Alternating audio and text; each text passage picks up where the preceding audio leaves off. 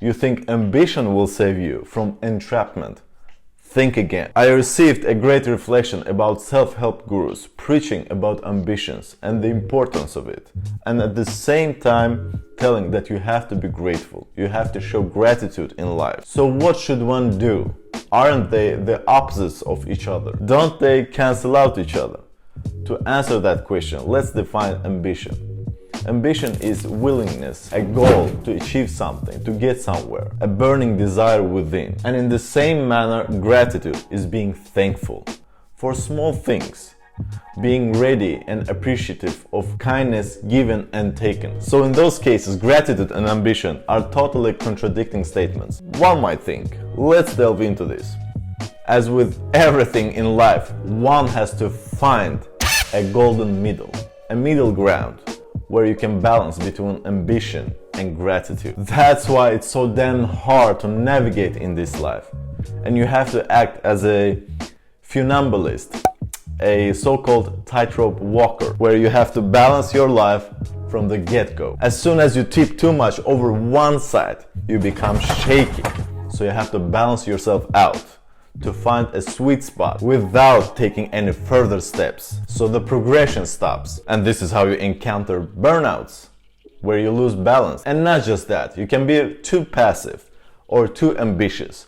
Both of them throw you out of balance. So if you are too passive, you may feel anxiety, you may feel boredom, restlessness, because you are not going further in life. You're not making any progression. Or if you are too ambitious, too relentless, obsessed, you make huge steps in life without looking back, without acknowledging your progress, and you zone out and you lose the sense of realness. You fall into the stressful state, a fearful state, when you become consumed by how others perceive you, because that's how extreme ambition can influence you if you don't have any control of it. You get into this tunnel vision, you don't see anything on the sides, you don't stop to appreciate the moment. So many other areas of your life become neglected. Although being passive, experiencing restlessness and boredom can be something positive, because something great can be born out of boredom. Understanding yourself, realizing your wants, your wishes, where you want to go in life. It only becomes clearer when you take time for yourself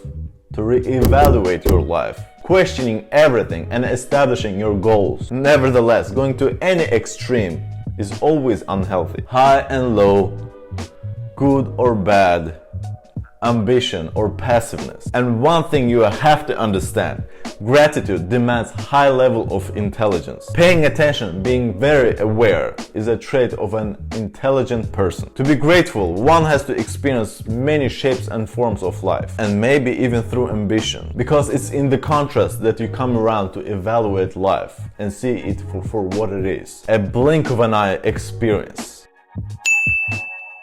Stopping for a moment to appreciate the things that we already have. It's the gracious dance between these two, the contrasts, that can help you to understand the beauty of life. In other words, 2 steps forward, 1 step back. Because the point of all of this is growth. When you're too ambitious, you are growing fast, but your body doesn't keep up with you.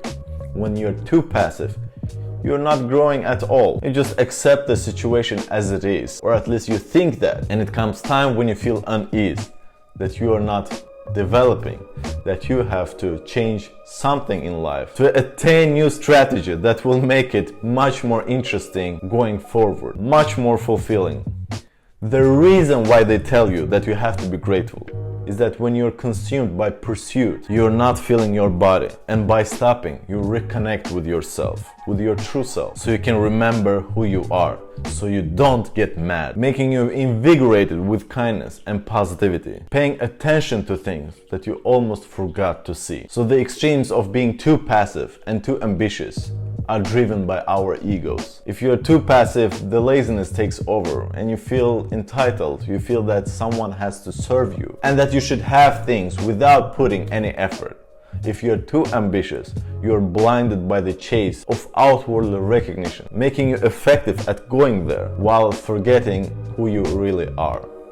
Whatever you do in life, you have to have a deeper meaning, not letting you to be consumed by the perception of the mind, how you should be, instead of being who you are. Personally, I've been driven by ambition blindly, wanting to get the riches of the world. And I recognized that it was a form of getting affection from others, wanting to be somebody, appreciated by others, looked up to, and being praised. Well, something positive came out of that.